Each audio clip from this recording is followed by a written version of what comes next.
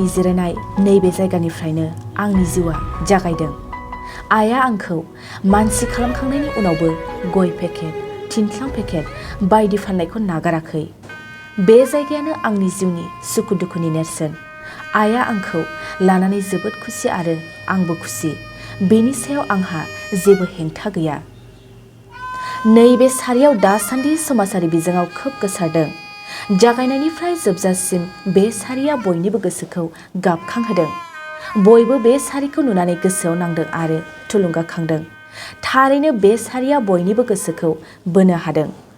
गलाघाट जिल्लानि आइहम साइम' मुंनि सासे पुलिस अफिसारा बे गोसोआव नांथाव सारिखौ लिरनानै समाजारि बिजोङाव फोसावदों।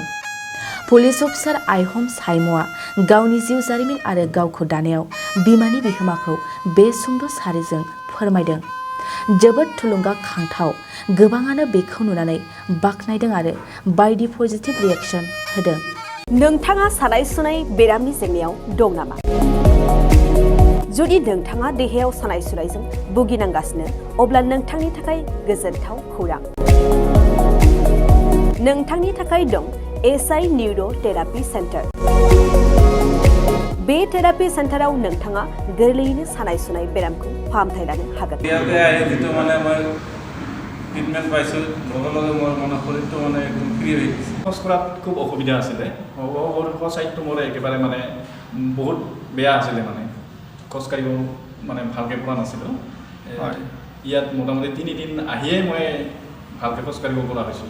सिं सानाय, आफादावरि सानाय, मोदोम जरा सानाय, आइजोफोरनि जेंना, खर' सानाय बायदि बायदि बेरामखौ बे सेन्टाराव फाहामनाय जायो। एसआइ निउर' थेरापि सेन्टारा चिरांनि बेंटल सापागुरियाव दं। बे सेन्टाराव थानानैबो फाहामथाय लानो हानायनि सुबिदा दं। जुदि नोंथाङाबो फाहामथाय लानो लुबैदोंब्ला नैबे मबाइल नाम्बार 7620160459 नङाब्ला 9476977956 आव थोंजोङै जगाजग खालामनो हागोन।